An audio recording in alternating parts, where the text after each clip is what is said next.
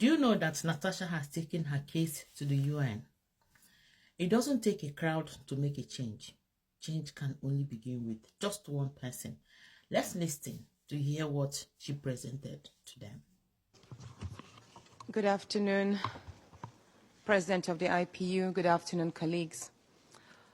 I come with a heavy heart from Nigeria, but first I'd like to apologize to Honorable Kafila Ogbara. I am not here to bring shame to our country. I'm here to seek help for the women of Nigeria. Again, my name is Senator Natasha Akpoti-Uduaghan. 5 days ago, on the 6th of March 2025, I was suspended. As a senator, I was suspended illegally because I submitted a petition of sexual harassment against the President of the Nigerian Senate, Senator Godswill Akpabio. I thought that by submitting the petition, he would recuse himself, and both of us will submit ourselves to the Committee on Ethics, Privileges and Public Petition for a fair and transparent investigation. But unfortunately, I was silenced and I was suspended.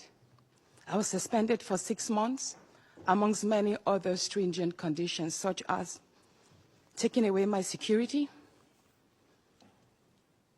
taking away all the officials, vehicles, and other items that were handed over to me as a senator. My salaries will be cut off. I must not appear anywhere near the National Assembly.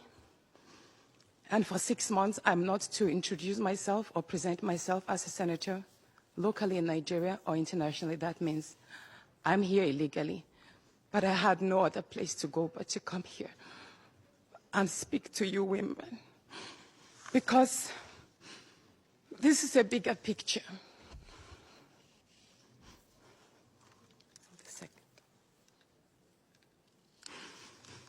This is a bigger picture. It depicts the crisis of women political representation. My suspension is not just about me.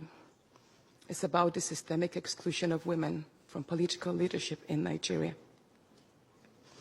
Women make up 3.6% of political offices, and in the Senate, it's just 2.8. We have 109 men, and only 4 of us are women. So right now, it's 108 with only 3 women. This is a clear case of political victimization, punishment for speaking out against impunity, corruption, and gender-based violence.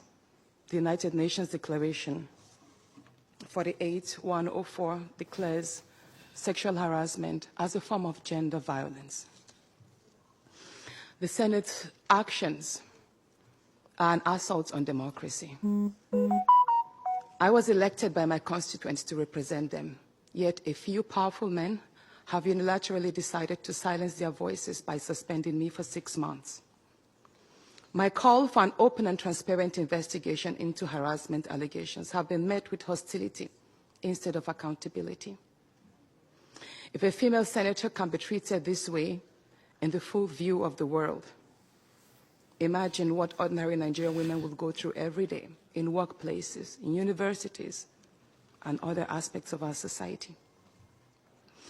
A culture of harassment and silencing must end. And this is not just a Nigerian issue. It is a global one. Women in politics, media, and businesses face threats, intimidation, and violence for simply demanding fairness. From sex for grades scandals in universities to harassment in workplaces and political spaces, Nigerian women have constantly been forced into silence. Just like she highlighted in that video, women in Nigeria, in fact the whole of Africa, but worse in Nigeria, has been going through sexual abuse right from the university every single day. And one would wonder that if somebody like Natasha, a senator, at that position, can be intimidated this way, what about the ordinary woman that is selling in the local market? and her 12 years old is being constantly abused and she has no mouth. What about women in the offices that before you can get a job, you have to sleep with the boss? So women in Nigeria have faced sexual abuse for a very, very long time, and it's taking one person to make that change. One would have expected that somebody like your senator would have called himself in instead of thinking that, you know, when they are in power, when they have money, when they are connected to the people, they feel like there's somebody you can't mess around with. One would have thought the first thing he would have done is to, you know, play the forgetfulness syndrome. You know, the men forgetfulness syndrome, when something happens in the house and if the man doesn't want to admit, he will say, oh, I forgot. One would have expected him to say, oh, Natasha, I can't even remember saying something like that, and if it's something that I said, maybe I didn't remember, I'm sorry, and that would have been the end of everything. Rather than treating that lady, ripping her off of everything, making her vulnerable. So she has no security. So she has to source for security somewhere else. If this thing happened in this country, the first thing Akpabio would have done is to be suspended, and then investigation will begin. But nothing like suspension, nothing like apology from him. Instead, the whole house, a house that is made up of 109, and you only have 4 women. And the other 3 women, we are also siding with the men. And you'll be wondering, what exactly is going on here? So, and they went outside and paid a lot of people, you know, to be campaigning against Natasha. The victim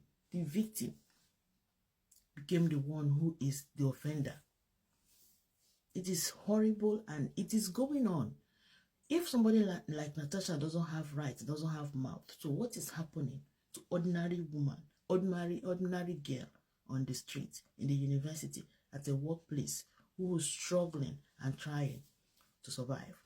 And I think the entire Senate, the entire House, why they all came together is because a lot of them have been doing this to other people's children. And some of them, they have daughters.